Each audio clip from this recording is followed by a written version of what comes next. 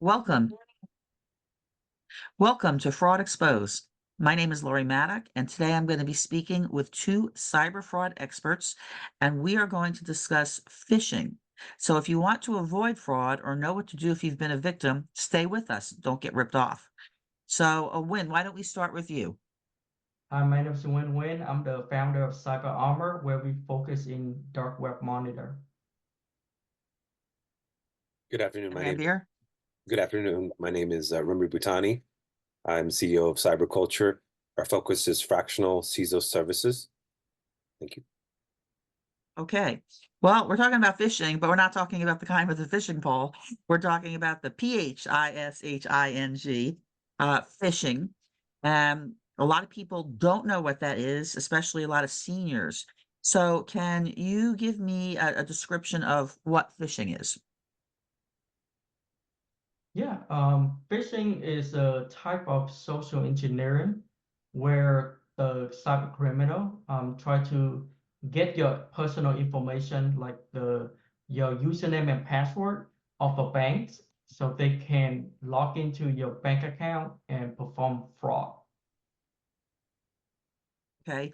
Now, I get a lot of texts, or at least I think I do, from UPS, USPS, and it's always asking me to update my personal information. My favorite one is, I have a package to be delivered.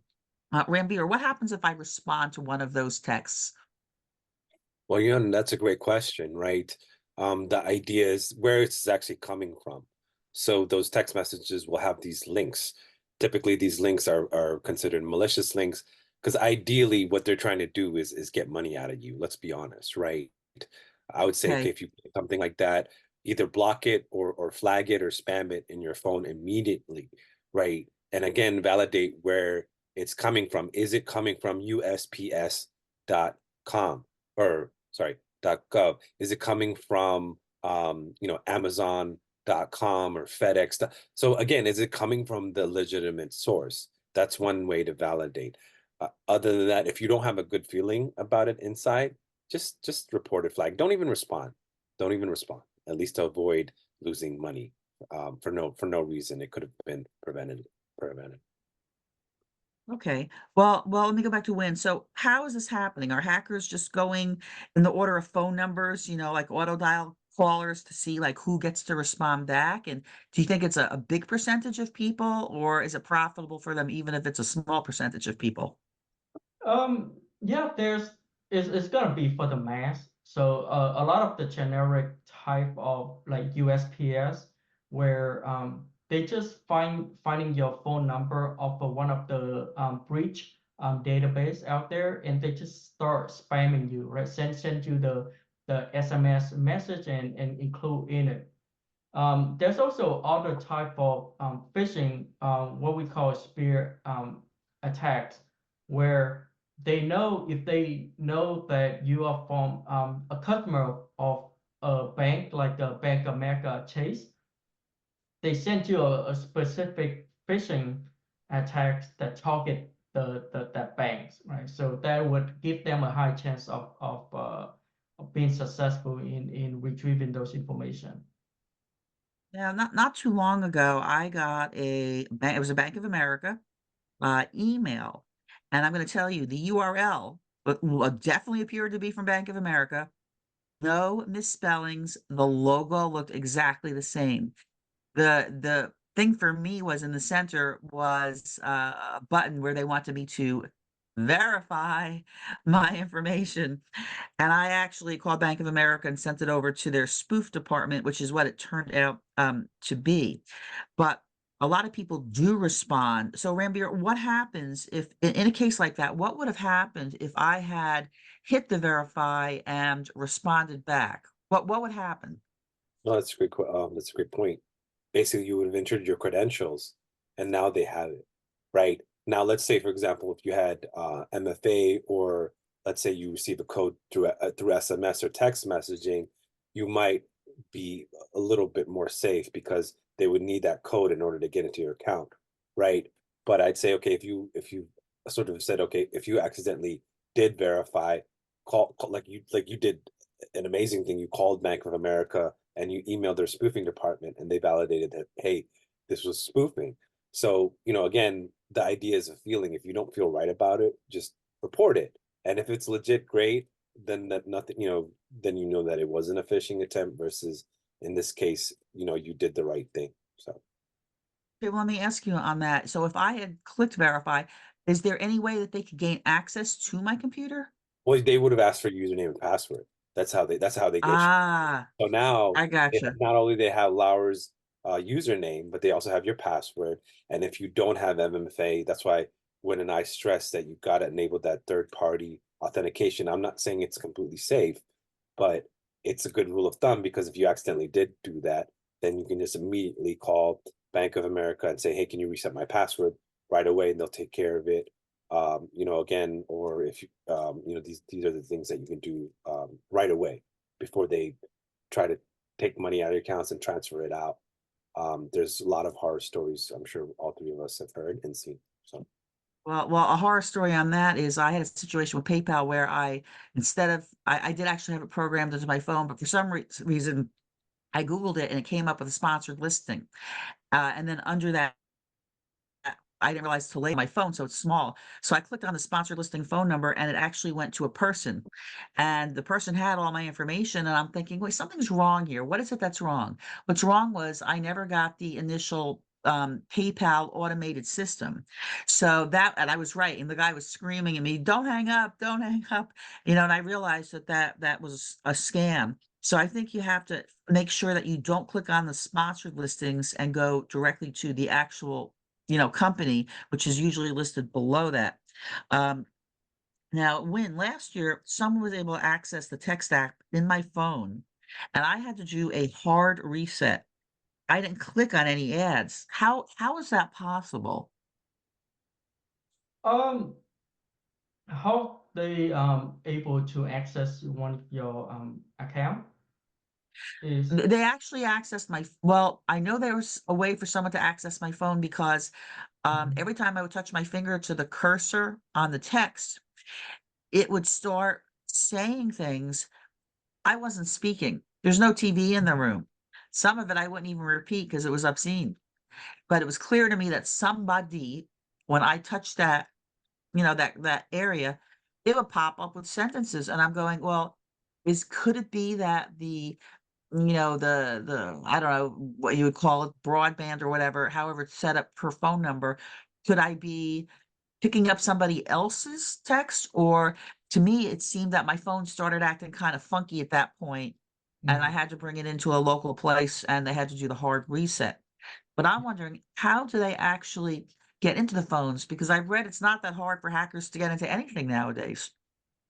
Well, one of the possibility that hacker can taken over your phone is if you installing one of the malware into your phone, right? So typically a lot of the malware they pretend to be one of the app out there, and if you misreading the app in the app store, for example, you might um, install the different version or different type of app rather than the official one, and Okay. that app might contain a Trojan that control your phone at that point, so they're able to do a lot of malicious activities from there.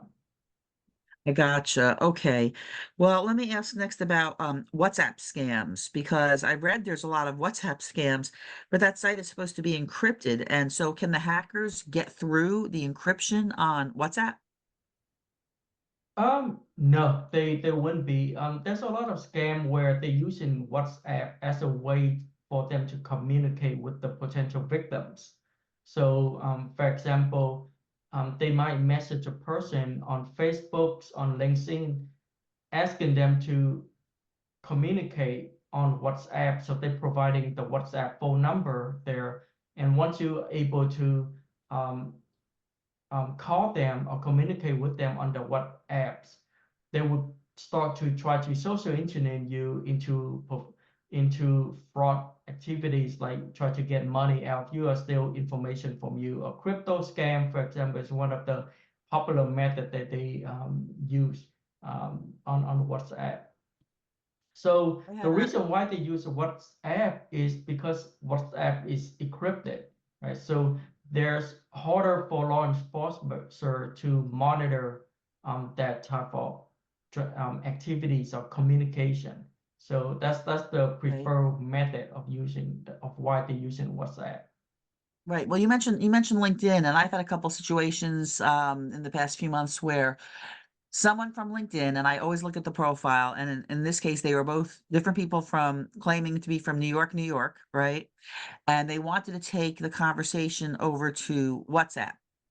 Mhm. So I learned from the first one because we actually made an appointment to do, and it was Bitcoin, cryptocurrency. And so I said, you can contact me at 3 p.m. on whatever day it was.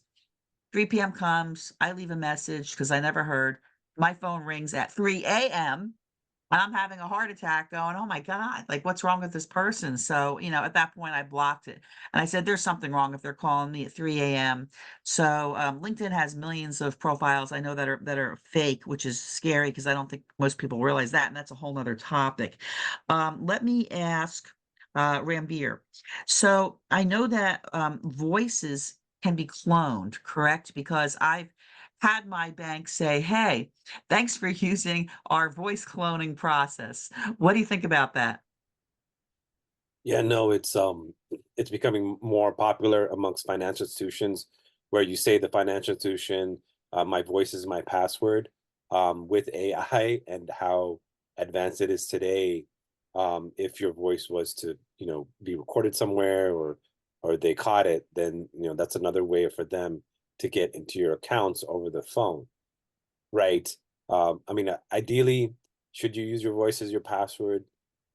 No, but again, sometimes if you need to get a person on the phone, right, like one of their member service representatives or their customer Yeah, service representatives, then again, they ask to validate. Of course, this goes to the back to social engineering, where they get to know you and then they find out information and then birth dates and stuff because those are the things that they ask for you or your social security number. So again, you just got to be vigilant, honestly.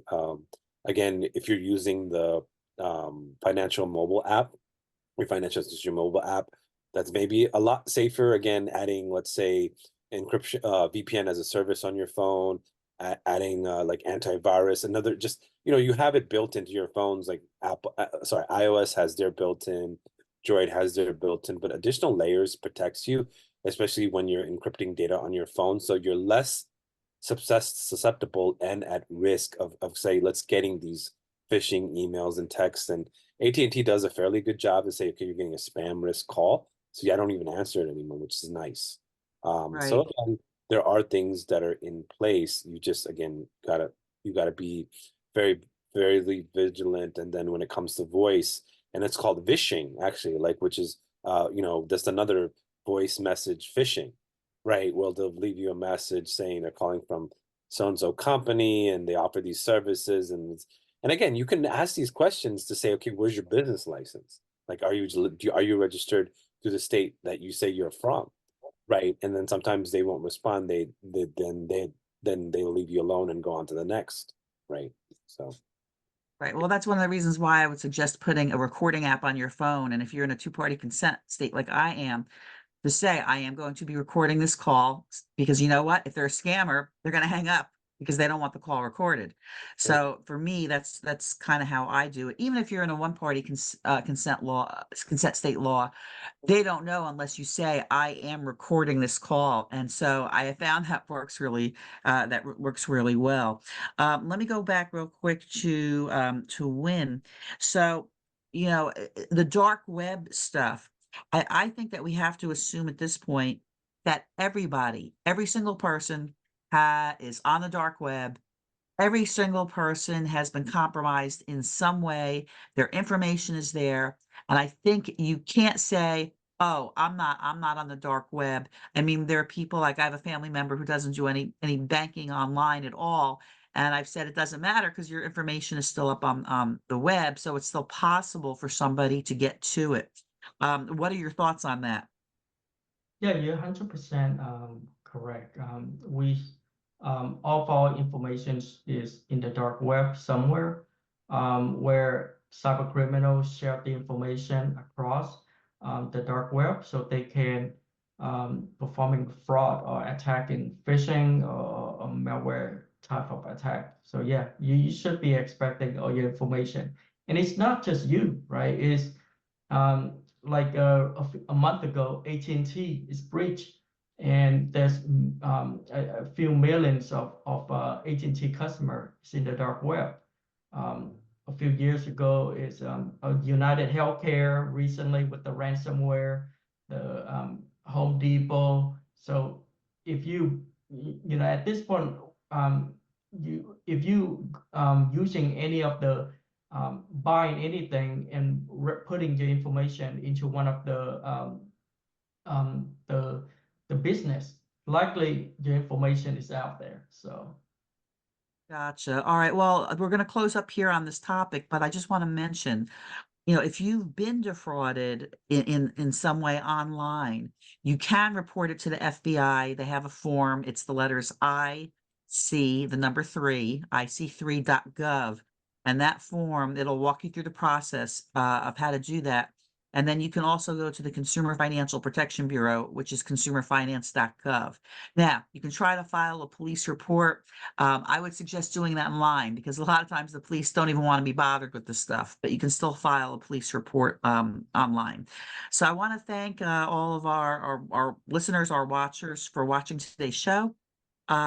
Additionally, make sure you put a security freeze on your credit reports. It's free and it can lock your accounts down and help. But thanks for joining us. We're going to see you again soon on Fraud Expose. thank you. Have a good one. Thank you.